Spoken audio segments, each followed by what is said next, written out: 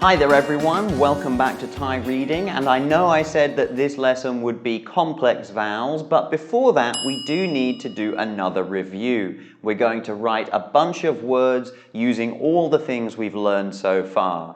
We've seen some of these words already, but other ones will be new. I've tried, for the most part, to make them words that you will find useful in everyday life. So if you are just learning the Thai language for the first time, hopefully these words will be useful to you. And if you already speak Thai, then it will be interesting for you, I hope, to see how they are spelled. So we're going to do about 30 words, which is quite a lot, but I'm not going to spend too long on each of them. I'm going to quickly try and explain what the tone rules are doing so you know why the tone is pronounced that way. But if you don't follow it, don't worry about it because, as I said in earlier lessons, the tone rules really are something that you will pick up gradually over time. And our first word is gat, which means to bite. So that is Gogai, Maihanagad, Dordek. So we have a mid-class consonant and then a stop final. So that's a dead syllable. So it is a low tone, gat. And we can see there, Sala'at is changing into Maihanagad because the final consonant is there. So I'll just write a few more of those. Gat, gat. You might hear people say yung gat, which means the mosquitoes are biting. And I'm not using any guide words this time. I realized actually it looks a little bit clearer when I don't have those. So I hope you agree. Let me know in the comments what you think of this way of doing it. The next word is very similar. It's going to have a low tone again because it's mid-class, Totao, it's Maihanagad and Dordek. So this is tat, and this means to cut. So tat pom is haircut. And so for exactly the same reasons as before, we have a low tone, tat. And when you're writing a word like this, the most important thing is to make sure that there is that divot in the top of your totao so that you can tell it apart from dordek. The next word is actually just missing that vowel. It is totao dordek, which means it is pronounced tot, which you might remember means to fart, which is an endlessly amusing word that you can use. So that is tot. And once again, mid-class consonant, dead syllable because of the stop final. So that means it is a low tone.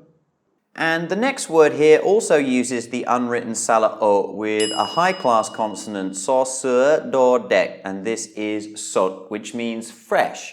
And it's used for vegetables or coffee or eggs, etc. And once again, it's a dead syllable with a stop final. This time it uses a high-class consonant, but there is no difference between dead syllables for mid-class and high-class consonants. They are both low tone. So this is sot. Sot. Oh, okay. I'm blaming that one on the trackpad. Let's do one more. Sot.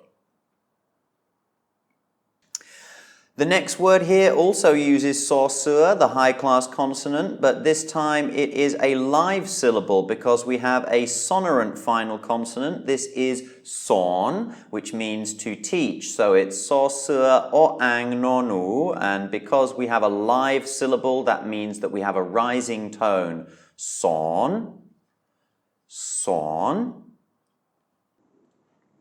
Changing it up now though, we have hong, which is hohi, and then maito, o ang, ngongu, and that means room. So you might know the word hong non, which is bedroom. So there we are, hong non, and you can see the final consonant nonu, but you can also see it used as a low-class consonant there. You might also have seen this word on signs in restaurants, and that is hong nam, which means bathroom or toilet. And again, we have nonu as a low-class consonant, and this strange little symbol here, which we will see in the lesson on complex vowels. Hong nam, and nam means water. So that is hong. It's a falling tone because we have mai to with a high-class consonant. So that automatically makes it a falling tone. Another high-class consonant, this is to tung with sala u and go gai. This is tu, which means cheap and also correct. So tu, it's a high-class consonant with a long vowel but then a stop final, which means it is a dead syllable, which means it is a low tone. Tu, tu. Okay. And our next word is where one of the letters gets its name. This is dek. Sala e, do dek, mai dai ku, and go gai. And this means child. Either dek chai for boy or dek ying for girl. But either way, it's child, and this is where the letter do dek gets its name. Once again, it is a mid-class consonant with a stop final, so it is a low syllable. I put a lot of those together, didn't I? But not to worry. And that mai dai ku is a little bit funny, but like I said before, as long as it curves back over itself like that, then anyone reading your writing is likely to know what it means. So there we go, one more time, dek. And next we're going to look at some of the pronouns in Thai. First we have pom, which is the first person pronoun I or me for males. It also means hair on the head, so we saw that cut before, so that pom is haircut. But like I say, it's also I or me for males, and it is a high-class consonant with a live syllable because of the sonorant final. And so it is a rising tone, pom. Same is true for the next one, chan, which is the first person pronoun for females, and that is Chao Chang, mai hanagad no nu. So again, high class consonant, sonorant final, so it's a rising tone, a live syllable. And again, in the third case, this is the third person pronoun, he or she. This is sala e, ko kai, sala a, and this is pronounced cow. High class consonant, long vowel with no final syllable, no final consonant, so that is a live syllable. And just to round things off, we're going to put in kun, which is the second person pronoun, whether you're talking to males or females. And you'll see that this uses two low class consonants that we haven't seen yet, but it is pronounced with a mid-tone, kun. Our next word is Durn, which means to wake up. That is to tao sala no nu, and it's a mid-tone because it is a mid-class consonant and a live syllable with that sonorant final. So that's Durn, to wake up. If someone says Durn chao, then that means they wake up early in the morning. So that is to wake up. Durn, Durn.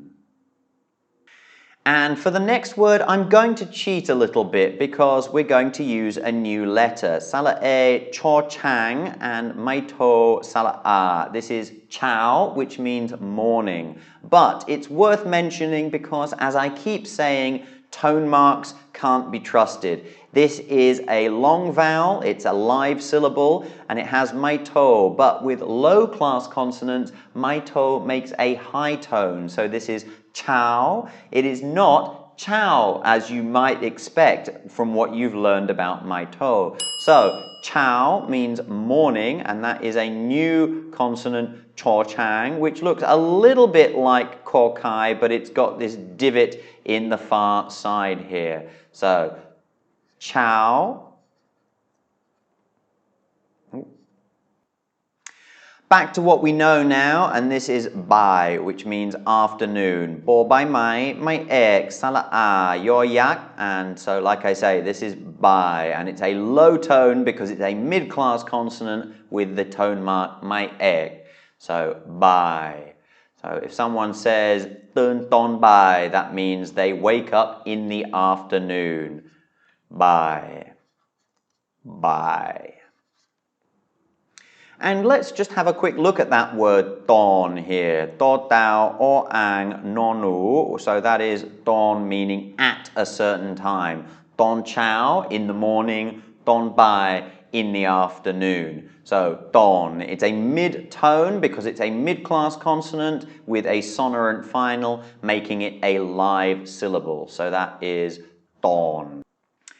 Our next word is similar to one we saw before. This is Dordek, Sala'u, Myek, Moma, and this is Doom, meaning to drink. Doom. Nam Doom is drinking water, and this is a low tone because it's a mid-class consonant with Myek. And our next word is a very common word, and that is ben, which means to be, although you see it used in other contexts as well. And this is sala'e, bobla, maitaiku, nonu. So it's a mid-class consonant and a live syllable, so it's a mid-tone, even though it's a short vowel. So this is ben. Ooh. Again, very strange maitaiku. It's a little bit weird writing on this trackpad, but again, it's just about recognizable, that one, I think. This word is very useful. It is ko, which means can I have. It's to request something. It's ko kai or ang. So it's a high-class consonant and then a long vowel with no final. So that makes it a rising tone, a live syllable. And like I say, you use this just for asking something. Ko nam, can I have the water? Ko. And when you're writing ko kai, technically it has this kind of loop over and then a gap with the rest of the body. It's also a narrower letter than bo bai mai, which is more square and more wide. You do find this letter to be confusing sometimes, the way people write it, but that is the basic difference between them. Our next word uses our newest vowel, and this is guan, which is gokai, wawan, nonu, guan, although it's also pronounced guan when spoken quickly. Gokai, wawan, nonu, and this is a mid-tone because it's a mid-class consonant and a sonorant final. So that is guan. And like I say, it means to disturb, but you might also hear someone say this, which is guantin, which means basically that you're being a bit of a dick. It's not terribly polite, it'll probably get a laugh, guantin. But like I say, guan on its own means to disturb. And you'll notice when I write this word, I always write my wawans from the top. You are technically supposed to start with the circle, even for this letter, which kind of goes from right to left. That's why I find it a bit weird. But I was happy to see that there are Thai people who write it this way as well, starting from the top and going down to the circle. Next, we're going to look at how tone marks can affect things. So this word is bobla sala'i, bi, which means year, and that's a fairly simple word to get. Bi, and that's mid-tone because it is a mid-class consonant with a long vowel and no final, a live syllable, bi. Next, a very similar word, but now we're adding a tone mark. This is bobla sala'i maijatawa, bi, which means fully or completely. Bi. And this might be used for emphasis with some things. For example, if something is very salty, someone might say that it's kempi. And one more similar word here, this is bobla sala'i myek, which is bi, low tone, and this means flute, bi. Bi. So a mid-class consonant with myek makes it a low tone, bi, flute. Next, I'm cheating again, another word to prepare you for the complex vowels. This is gao, which means glass. It's sala'e, gokai, maito, wawan, and you can hear in the pronunciation, gao. There we have that wawan making a kind of W sound on the end of sala'e again. But we'll talk more about that next time. It's a falling tone because it is a mid-class consonant, but it has maito as its tone mark. So gao, gao. And then just to show how words can sometimes be used in different ways, we have bi gao, which you might think is a glass flute. It might be that, but it's also a type of poisonous snake, bi gao. So the first syllable is low tone, ปี, and the second syllable is falling tone, แก้ว. The next word uses sala ua again, and that is uan, which means fat. So that is o-ang, maito, wawan, nonu, and it's a falling tone because of maito with a mid-class consonant. Remember that o-ang is a silent consonant, but still counts as a mid-class consonant. So that is fat, uan, uan.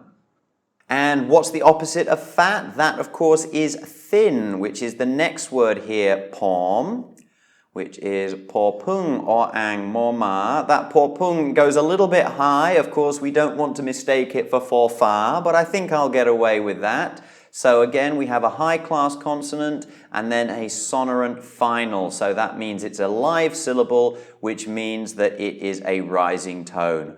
Pom, pom. The next word is another one of those vowels that changes in the middle of a syllable. This is Durn, which means to walk. Sala e do dek, sala I nonu. And it's a mid-class consonant and it's a live syllable with a sonorant final. So this is mid-tone pronunciation, Durn. And once again, it is a little bit confusing that we have sala e and sala I, but the overall vowel sound is especially when the normal form of sala would use or ang like this, duh. So it is one of the more confusing vowels that changes in the middle of a syllable, but you do get used to it after a while. The next word is a very simple one. It's just sala o to tao. This is to, and it means grown up. If someone's children are grown up, they might say they are to leo. So to means grown up, and we don't see sala o that often, but it's kind of a fun symbol to write, curling forward over the letter there. To. And of course, because it's a mid-class consonant with a long vowel, a live syllable, that makes it mid-tone. The next word is still a mid-class consonant. This has MYEP though, so this is gogai, MYEP, o-ang, nonu, gone. Gone, which means before, and it's also one of the words that is used to express something in like the past tense. So gone. So again, it is a mid-class consonant, but it has MYEP, so that makes it a low tone automatically. And finally, I think a word that we have seen before, this is gung, which means shrimp, as in tom yam gung, and it's a mid-class consonant with maito, which means it is automatically a falling tone, gung. And I think we'll leave it there for today. I don't want to go on too long, although we haven't covered everything that we've learned so far. But I hope I've given you an overview of how Thai words can be written and maybe given you a few hints of things to come. I hope you've also started to see kind of how the tone marks and the tone rules are working together, but I won't be surprised if you are still feeling quite confused by those. It does take time, and I still make mistakes with the tone rules to this day. It never gets completely comfortable, but I promise you it does get easier with practice. In the meantime, thank you very much for watching Thai Reading. If you really enjoyed this, then please like the video and why not subscribe to our channel. And in the next lesson, we are going to be looking at those complex vowels. Bye for now.